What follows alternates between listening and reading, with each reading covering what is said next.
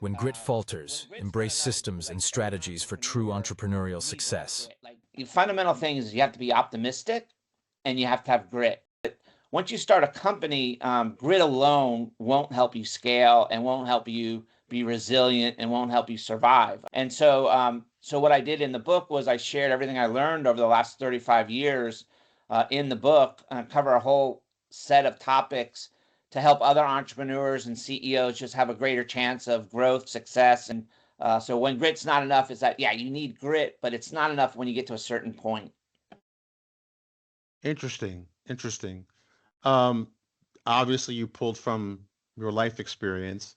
Like what was one moment where was the moment you realized that grit's not enough, right? Like, Yeah, well, we had just merged with one of our competitors, and they were a really good company. Great, we got great tech talent, great sales and marketing. They had a lot of customers, but they made some mistakes, and so they were basically in debt. They were out of cash, ooh, and so it was Sheridan Software. If you remember Sheridan I Software. remember that.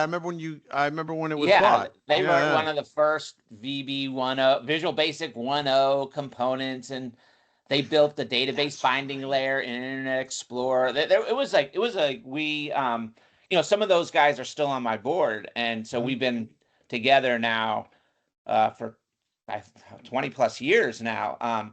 But anyway, when we merged, it sucked a lot of our cash off our balance sheet, and so we literally had a 580,000 a month pay or expense structure, and we had $618 in the bank. And so, Oh, so it was like we were legally bankrupt.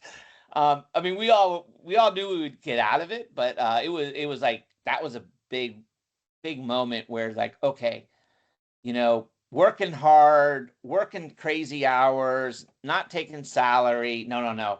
There's a better way here. And so that was a pivotal moment for me where you start investing in systems, being data driven, better cash flow planning, a lot of the running better meetings, really thinking about where to focus and put priority behind, critical things, aligning teams on that prioritization, and how do you make those alignments?